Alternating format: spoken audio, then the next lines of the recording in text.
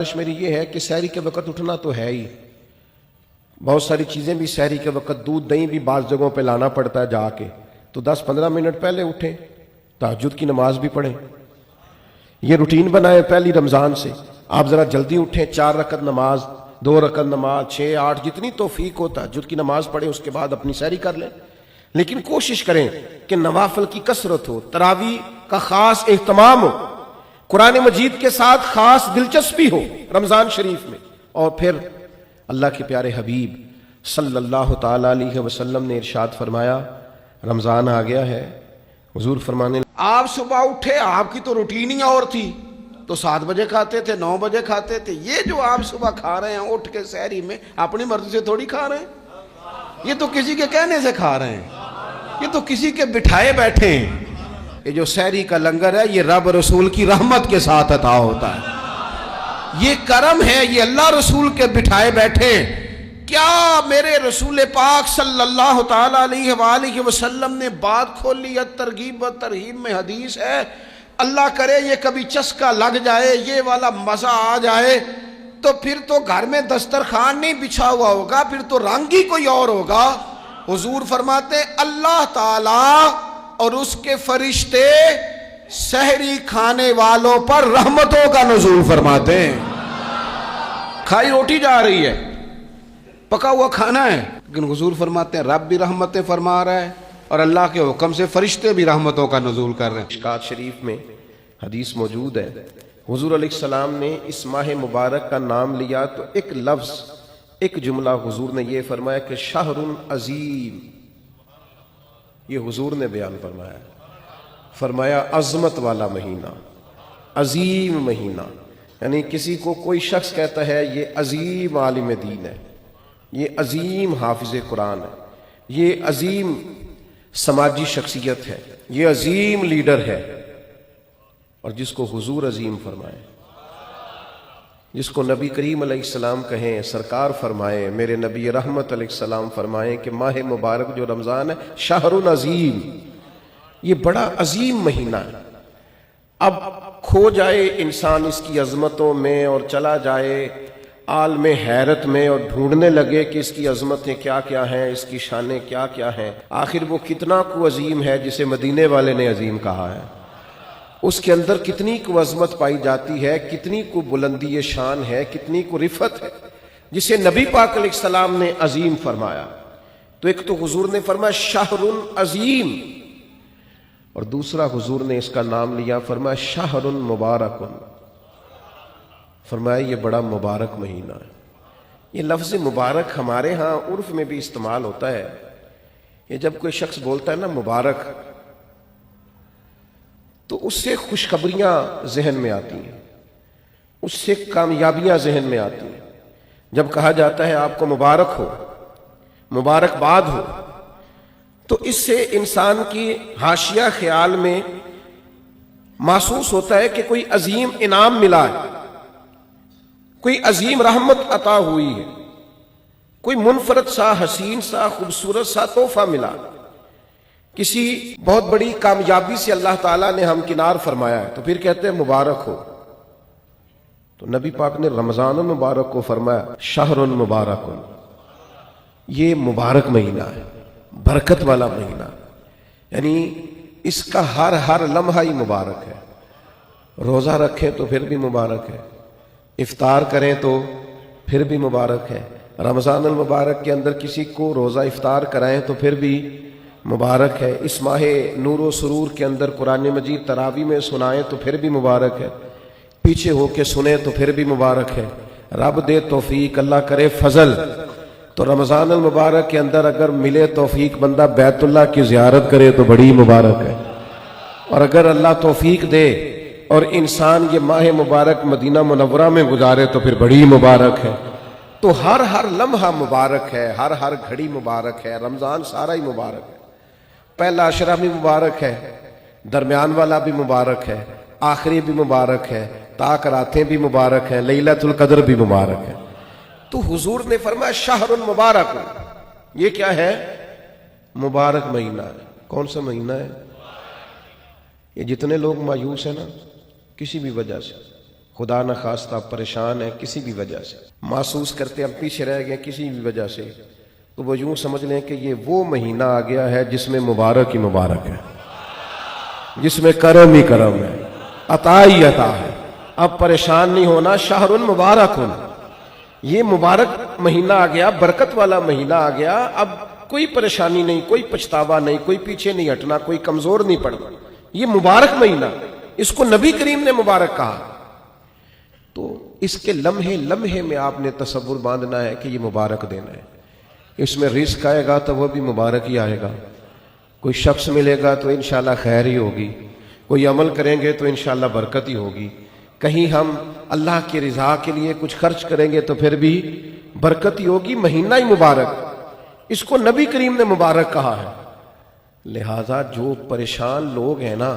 وہ یوں سمجھیں کہ رمضان کا چاند طلوع ہوتے ہی وقت ہی مبارک کا شروع ہو جائے گا، بیمار سمجھیں کہ شفا ہونے لگی ہے، مقروض سمجھیں کہ رہائی ملنے لگی ہے، تنگ دست سمجھیں کہ وسعت آنے لگی، اور حدیث میں لفظ بھی ہیں، مشکات شریف میں یہ لفظ حدیث کے موجود ہیں، حضور فرماتے ہیں رمضان المبارک میں مومن کا رزق بڑھا دیا جاتا ہے، اس کے رزق میں برکت کر دی جاتی ہے، اللہ تعالیٰ اپنے فضل سے وسعت فرما دیتا ہے۔ تو میرے بھائی آپ توجہ فرمائیے گا، غور کیجئے گا اور سمجھ لیجئے گا اس بات کو کہ حضور نے اسے شہر عظیم بھی کہا، شہر مبارک بھی کہا،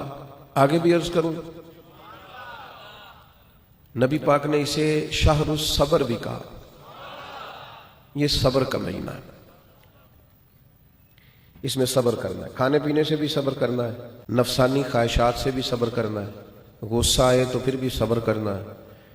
کوئی تکلیف پہنچانا چاہے تو پھر بھی صبر کرنا ہے، کچھ جھگڑا کرنا چاہے تو پھر بھی صبر کی جزا جنت ہے۔ یہ ماہ مبارک، اچھا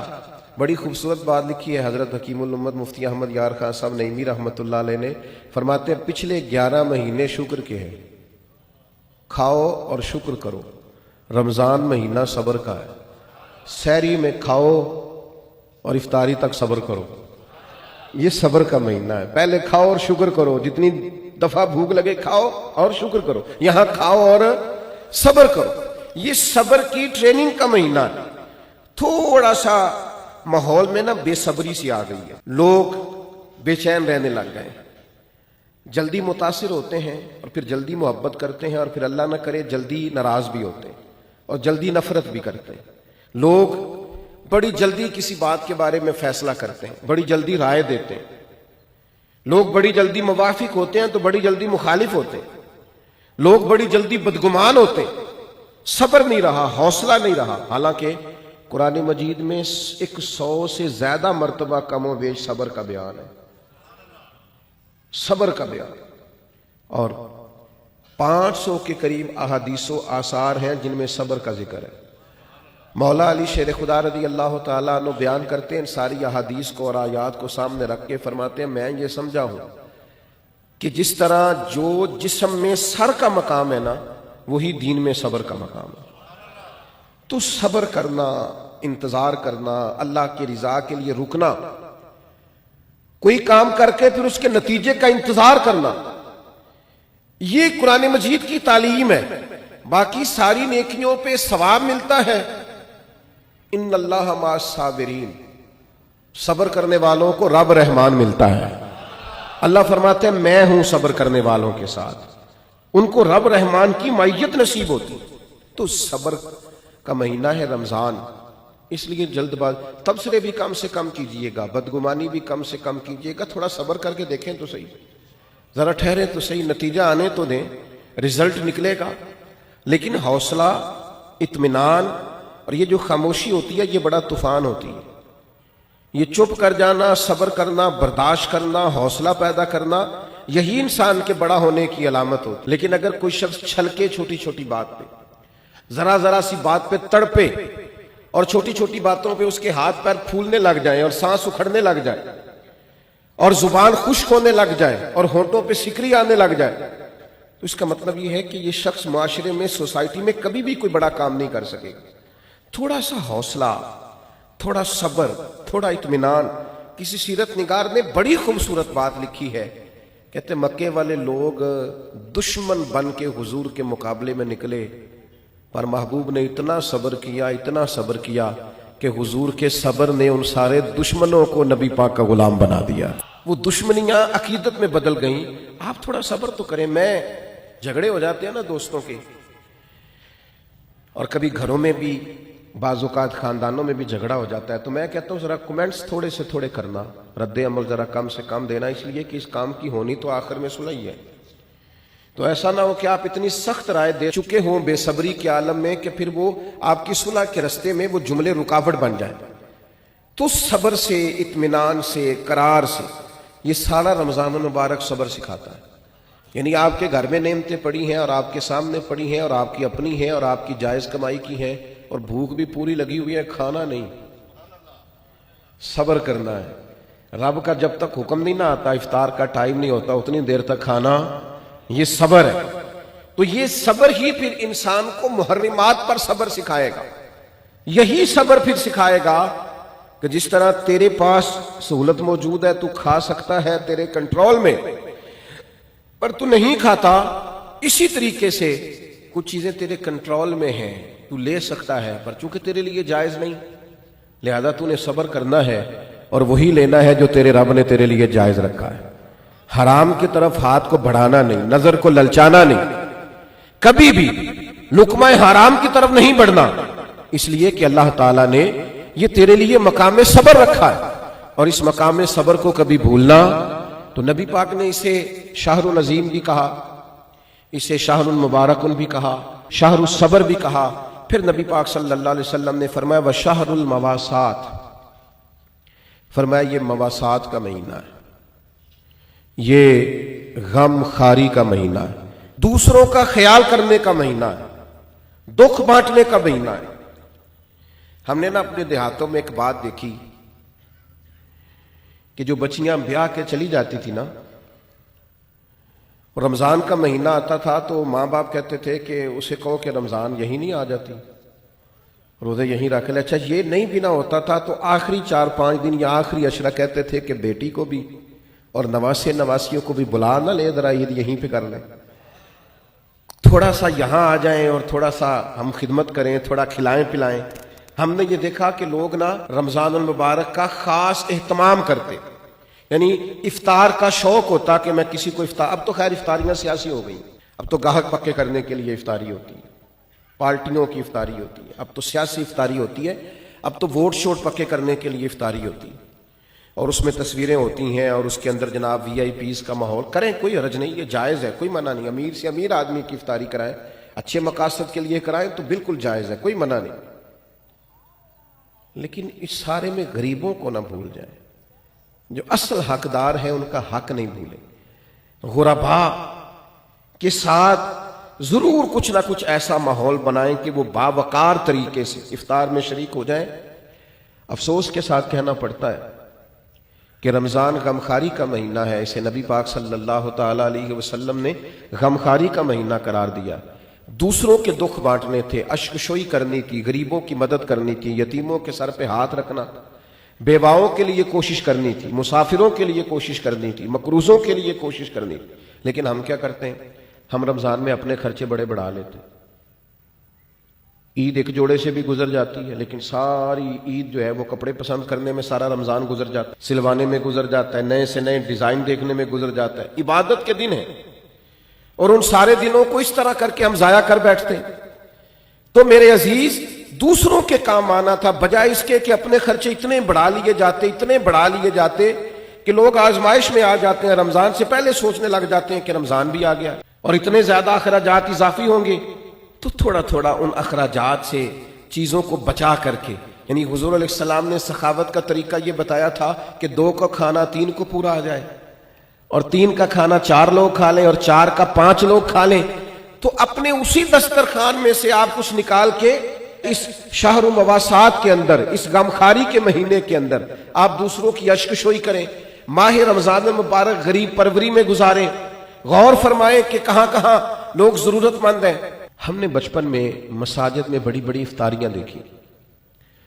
اور واقعتاً مسافر لوگ آ جاتے تھے تو وہاں علاقے کے لوگ ہی آج فلاں نے دیگ پکا رکھی ہے، فلاں نے چاول بنا رکھے ہیں، تو مسجدوں میں بھیج دیے جاتے تھے اور مسجد میں افطار ہوتا تھا۔ اور اگر مسافر نہیں بھی ہوتے تھے تو اس محلے، اس گاؤں کے، اس علاقے کے جو غربا ہوتے تھے وہ مسجد میں جمع ہو جاتے تھے اور افطار کر لیتے۔ لیکن اب آہستہ آہستہ چیزیں سکڑ گئیں،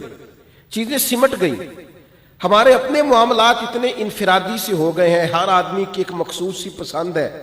مخصوص سی چیزیں وہ کھاتا ہے، اس میں وہ اپنے آپ کو جینا اور اپنے آپ کو رکھنا بہتر جانتا ہے، وہ اٹھ کر اپنی ذات سے اوپر سوچنا گوارا ہی نہیں کرتا۔ میرے عزیز، یہ غم خاری کا مہینہ ہے۔ کیا حسین لفظ ہے حدیث میں، صحابہ فرماتے جب رمضان آتا تو حضور قیدیوں کو آزاد کرتے، ہر سائل کو عطا کرتے، نبی پاک بانٹتے، دیتے، ہر ایک کو نوازتے۔ ہمارے ہاں لائنیں لگتی ہیں زکوٰۃ لینے والوں کی، اور جناب جو دینے والے ہیں وہ بگڑ جاتے ہیں، کہتے ہیں آپ 9 بجے ہی آ گئے، سونے بھی نہیں دیتے، اور پھر یہ کہ آپ وہ تو نہیں جو پہلے بھی آئے تھے، اور دوسرا یہ کہ آپ اگر ترتیب سے کھڑے نہیں ہوں گے تو میں بھگا دوں گا، سب کو کچھ بھی نہیں ملے گا۔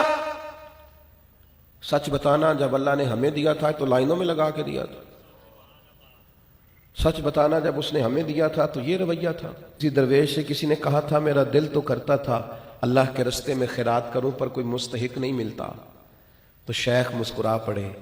تو کہا حضرت آپ کے مسکرانا بڑا معنی خیز ہے، آپ کیوں مسکرائے؟ تو فرمانے لگے پہلے تو بتا، جو جو اللہ نے تجھے دیا تیرا حق بنتا تھا؟ تو جب رب نے تجھے دے دیا ہے حالانکہ تو حقدار نہیں تھا، تو پھر ٹٹولتا پھرتا ہے،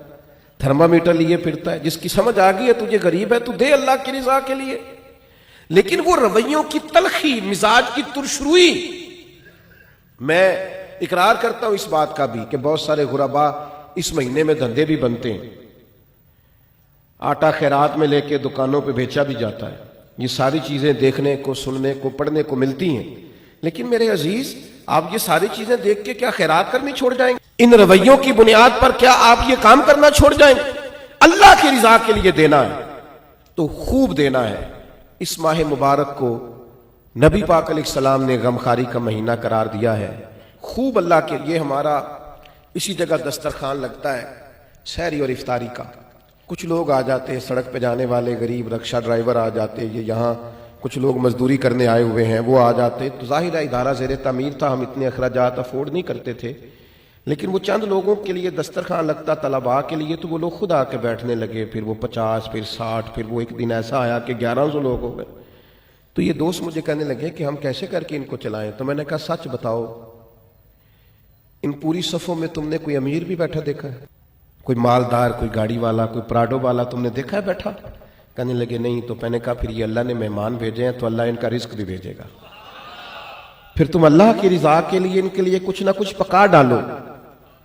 یہ جو چپکے سے آ کے چھپ کے، اور بعض میں نے ایسے لوگ بھی دیکھے جو اوپر کپڑا رکھتے ہیں اور آ کر کے بیٹھتے ہیں، سفید پوشی کا بھرم رکھنا بڑا ضروری ہوتا ہے، اور دروازے پہ آئے کو خالی نہ بھیجنا یہ بڑا ضروری ہوتا ہے، اور جب کوئی امید لگا کے آ جائے اور اس کی امید کو توڑ دینا یہ بڑا تکلیف دہ ماحول ہوتا ہے۔ لیکن ہم نے تو کواڑ اندر سے بند کر لیے، ہم نے تو ہر چیز میں اقربا پروری بنا لی، ہم نے تو ہر بانٹنے کو، ہر دینے کو سیاسی رنگ دے لیا۔ خدا را یہ غمخاری کا مہینہ ہے، پلٹ کے دیکھنا یتیموں، مسکینوں، غریبوں کو جو چپ ہیں، جو بولتے نہیں، جو عید سے قبل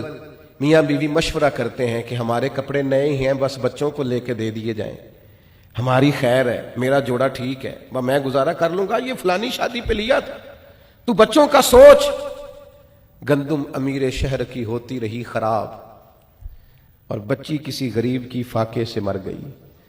او بھائی،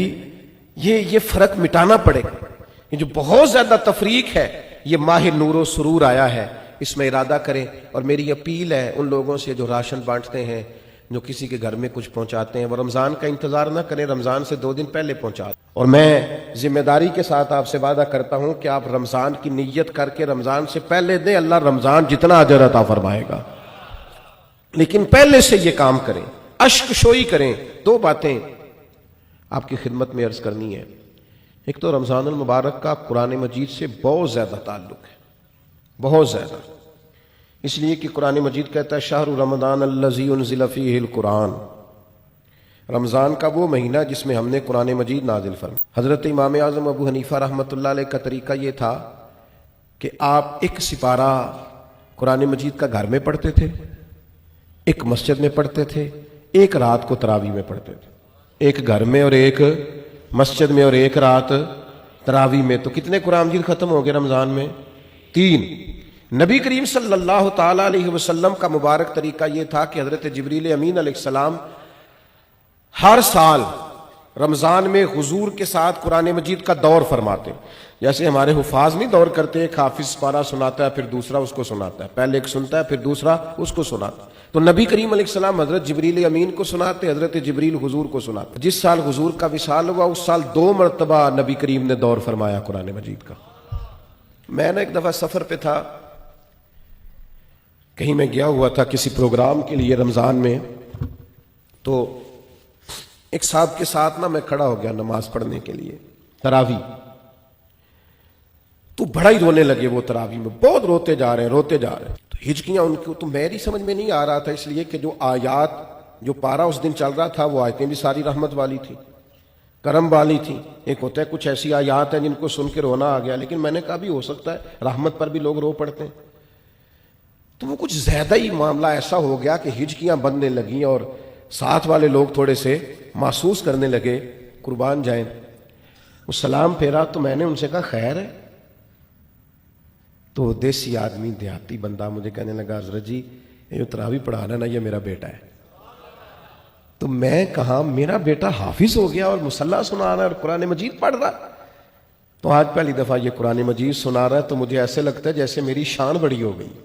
میں بڑا بلند ہو گیا ہوں۔ مرتبہ میں نے اسے کہا کہ تو تھوڑا اور بھی رو لے تو تیرا بنتا ہے، اس لیے کہ جس جگہ پہ تو کھڑا ہو کے سوچ رہا ہے نا یہ وہ بہت بڑی بات ہے۔ قرآن مجید سے وابستگی ہماری یا ہماری اولادوں کی یہ بڑی ضروری۔ رمضان شریف میں میرا خیال ہے 2 پارے تو روز ہونے چاہیے۔ میری خواہش یہ ہے کہ دن میں آپ ترجمہ پڑھیں پارے کا، تھوڑا غور سے پڑھیں، اس کی تفسیر دیکھیں، اور رات کو پھر وہ تراویح میں سنیں، آپ کو عجیب سا لطف آئے گا، آپ محو ہوتے رہیں گے اور سارا دن وہ چیزیں آپ کے حاشیہ خیال پر چمکتی دمکتی رہیں گی، آپ کو سرور آئے گا، یہ کمال کام ہے۔ اور دوسری گزارش، شہری کے وقت دودھ دہی بھی بعض جگہوں پہ لانا پڑتا ہے جا کے، تو 10-15 منٹ پہلے اٹھیں، تہجد کی نماز بھی پڑھیں، یہ روٹین بنائیں پہلی رمضان سے۔ آپ ذرا جلدی اٹھیں، 4 رکعت نماز، 2 رکعت نماز، 6-8 جتنی توفیق ہو تہجد کی نماز پڑھیں، اس کے بعد اپنی سحری کر لیں۔